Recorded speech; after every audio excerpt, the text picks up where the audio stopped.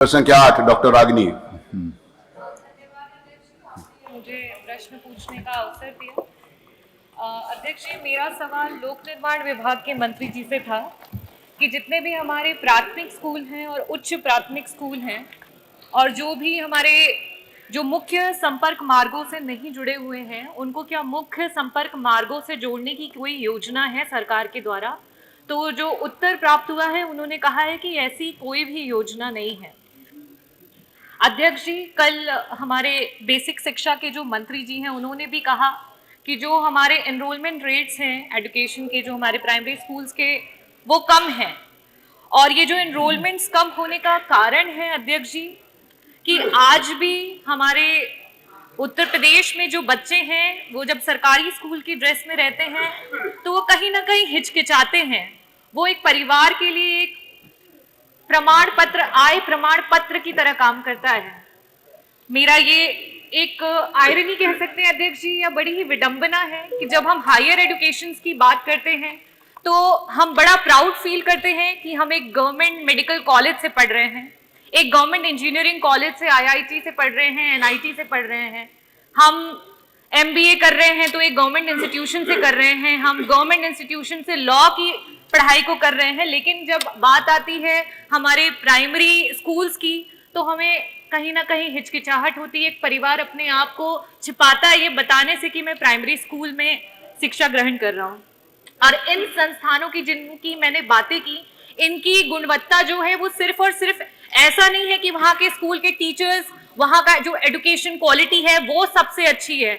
Education quality के साथ साथ इंफ्रास्ट्रक्चर, और सबसे मोस्ट इंपॉर्टेंट है किसी भी एजुकेशन के डिपार्टमेंट को बेहतर बनाने के लिए वहाँ की रोड कनेक्टिविटी।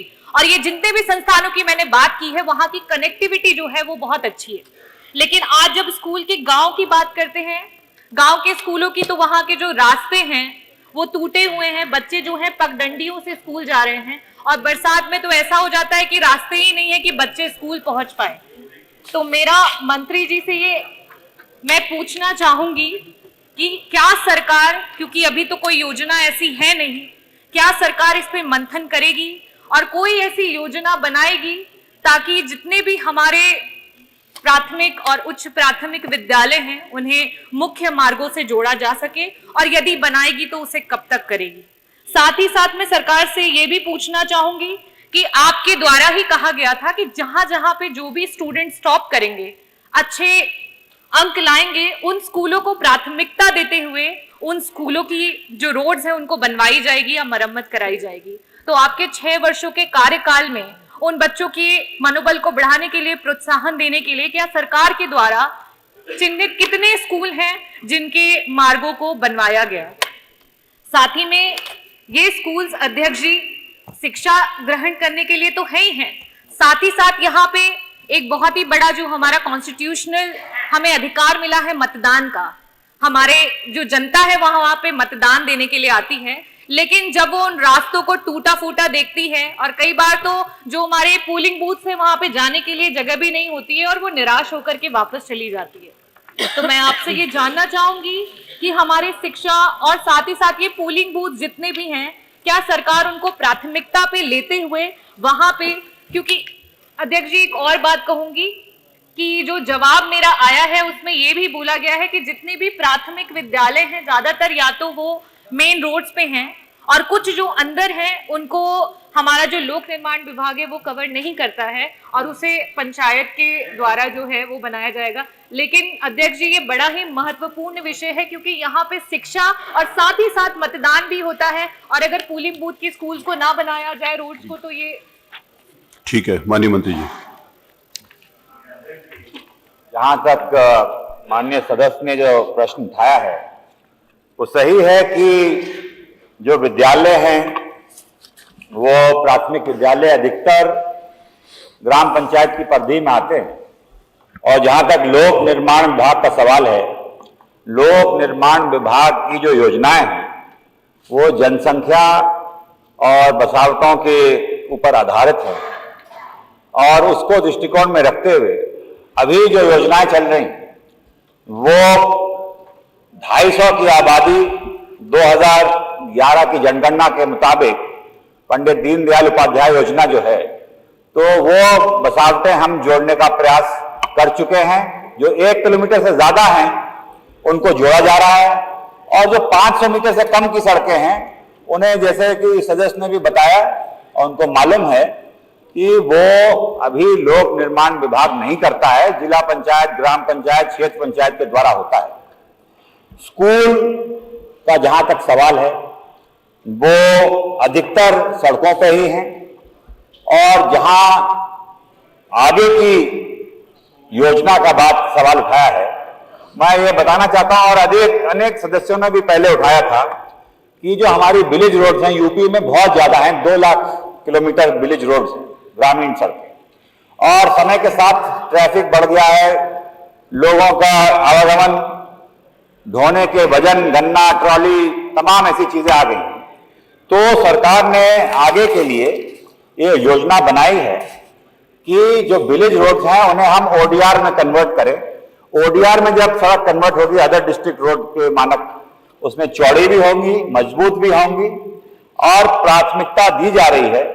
और हमारी जो सदस्य हैं वो इस बात से प्रसन्न होंगी, क्योंकि वो डॉक्टर हैं, कि जितने मेडिकल कॉलेज हैं, ट्रॉमा सेंटर्स हैं, समुदाय स्वास्थ्य केंद्र हैं, इनको प्राथमिकता पर लिया जाएगा जहां ये सड़कें हैं।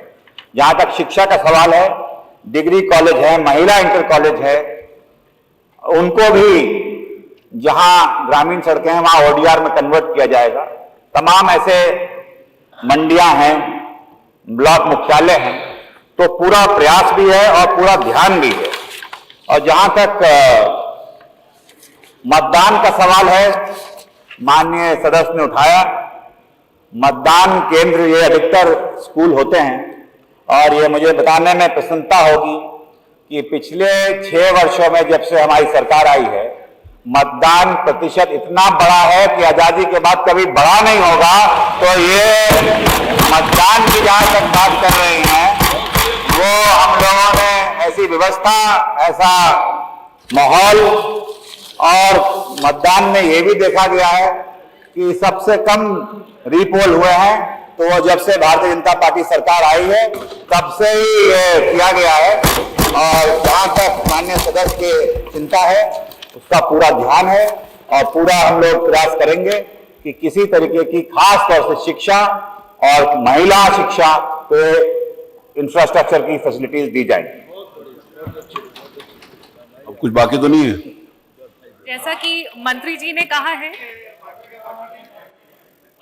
ये पूछना है उसके बाद आप पूछिए, बताइए।